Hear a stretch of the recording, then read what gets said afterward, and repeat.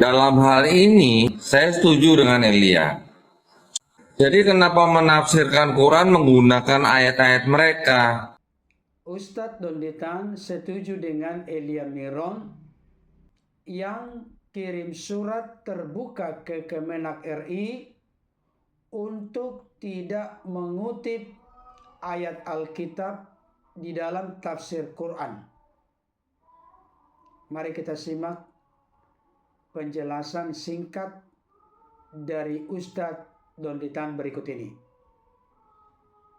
Elia itu kan mengirim surat terbuka kepada Kementerian Agama Republik Indonesia untuk tidak mengutip-ngutip ayat Bible di dalam tafsir Quran. Khususnya itu ada di surat Al-A'raf, kalau nggak salah ayat 157. Dalam hal ini, saya setuju dengan Elia. Jadi kenapa menafsirkan Quran menggunakan ayat-ayat mereka? Itu saya setuju.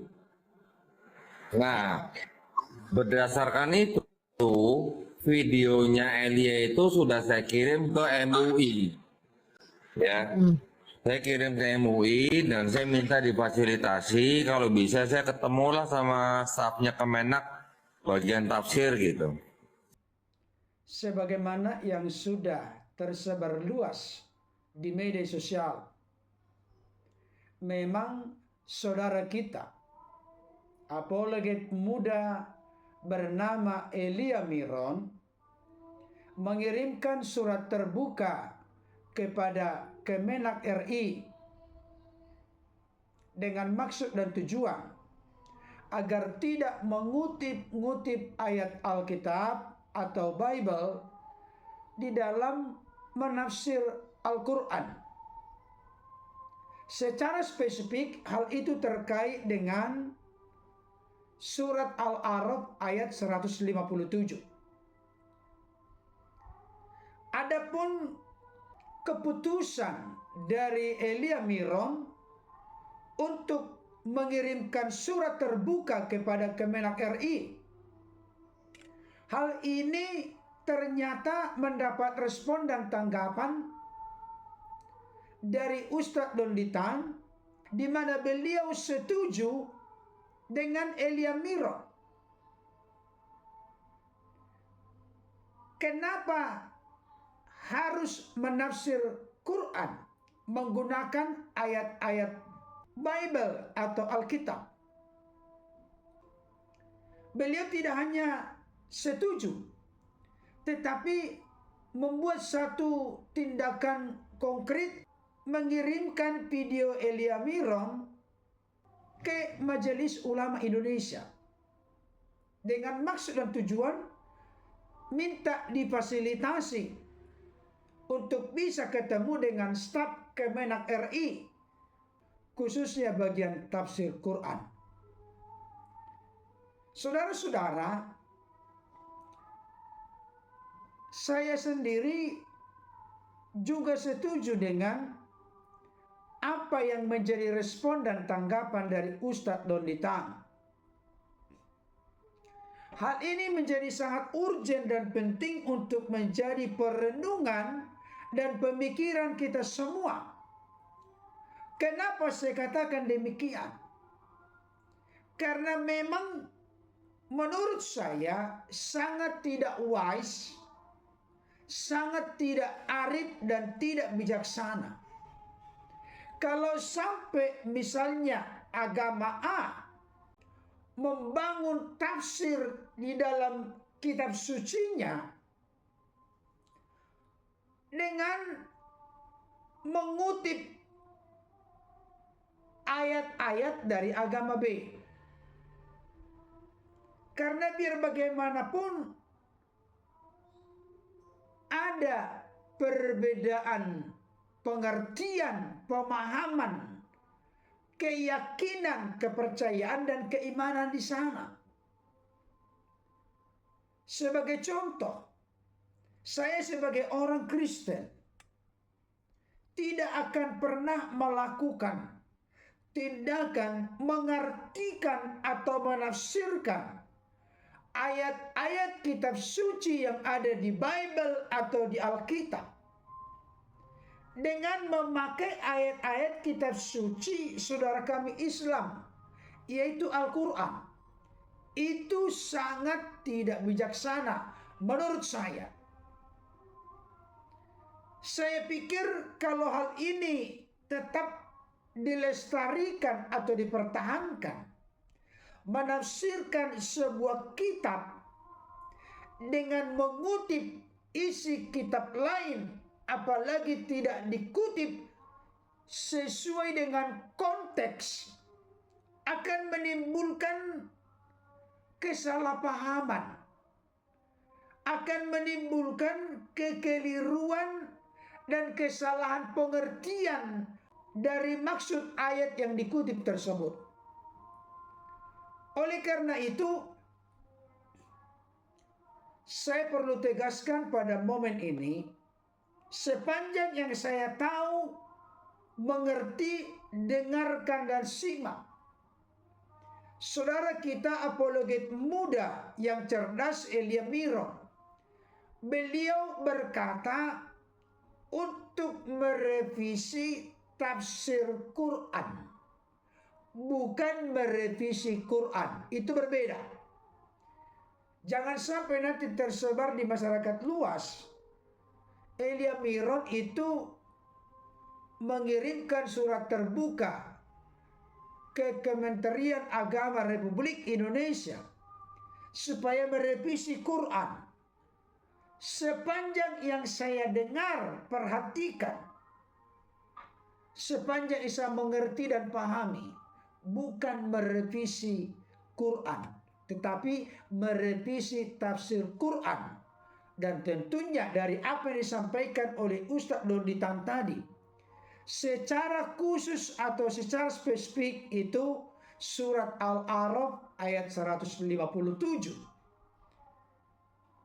Tentu hal itu terkait dengan adanya nubuatan akan datangnya Nabi Muhammad, Nabi saudara kita Muslim. Saudara dikasihi Tuhan, kesalah pengertian atau kesalahpahaman seringkali muncul di tengah-tengah kehidupan beragama. Oleh karena pertama, berupaya menafsir ayat kitab sucinya dengan mencomot-comot atau mengutip-ngutip ayat kitab suci orang lain. Yang kedua, saya misalnya sebagai orang Kristen menafsir kitab suci saudara kami Islam dari perspektif apa yang menjadi doktrin, ajaran, keyakinan, kepercayaan saya. Ada pernah saya dengar orang mengutip kitab suci saudara kita Islam. Kalau tidak salah itu di Al-Fatihah. Tunjukilah kami jalan yang lurus. Saya pernah mendengarkan menafsirkan jalan yang lurus itu langsung secara otomatis dikaitkan dengan Yohanes 14 ayat yang ke-6. Akulah jalan, kebenaran dan hidup, tidak ada seorang pun yang datang kepada Bapa kalau tidak melalui aku. Saya sendiri tidak berani untuk menafsirkan sedemikian. Saya pikir itu hal yang tidak atau kurang wise. Menafsirkan kitab suci orang lain dan itu dicocok-cocokkan dengan keyakinan sendiri. Biarkanlah keperbedaan itu berjalan sebagaimana adanya, dan tentunya di tengah-tengah keperbedaan itu kita memang berbeda, tapi bukan berarti kita tidak bisa bersama-sama. Karena sesama anak bangsa kita bisa menumbuh kembangkan atau menyuburkan sikap toleransi, sikap saling menghargai antara satu dengan yang lain. Justru di tengah-tengah perbedaan itu kita berlomba-lomba untuk melakukan kebaikan.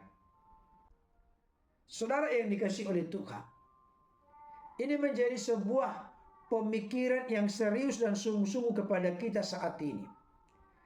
jangan sampai kita menafsirkan kitab suci kita dengan mengutip-ngutip kitab suci orang lain, sekaligus kitab suci orang lain itu dianggap keliru dan salah, tetapi dicopot dari situ untuk membenarkan kitab sucinya. Ini merupakan suatu tindakan yang menurut saya sangat tidak bijaksana dalam konteks beragama. Sebaliknya, jangan sampai saya menafsirkan kitab suci orang lain sesuka saya dan menganggap kitab suci orang lain itu yang palsu, keliru, salah, kitab suci saya yang benar. Itu merupakan tindakan yang sangat tidak wise. Kami sebagai orang-orang Kristen tentunya sebelum abad ke-6, abad ke-7 sudah eksis sebagai orang Kristen dalam segala hal, termasuk dalam doktrin ajaran yang sangat dasar, pokok dan utama selama kurang lebih 5 sampai 6 abad sebelum abad ke-6, abad ke-7. Jadi kami belajar untuk puas dan yakin, percaya dengan apa yang kami yakini. Demikian juga dengan saudara-saudara kami di luar Kristen. Puas dan yakinlah dengan apa yang Anda yakini, kalau memang itu sudah menjadi prinsip hidup Anda. Tapi masalah kita berdialog, berkomunikasi, no problem. Tentunya dengan sikap saling menghargai dan menghormati keperbedaan yang ada, tidak ada unsur tekanan, unsur intimidasi, unsur-unsur yang lain yang mencoba untuk memberangus, mengkerangkeng orang lain, karena memang negara kita ini negara yang berdasarkan ketuhanan yang Maha Esa dan negara yang menjamin kemerdekaan tiap-tiap penduduk untuk memeluk agamanya masing-masing dan beribadah sesuai dengan keyakinan dan kepercayaan masing-masing. Ini harus kita junjung tinggi sehingga rasa toleransi, rasa saling menghargai dan menghormati itu terus berkembang di tengah-tengah bangsa kita.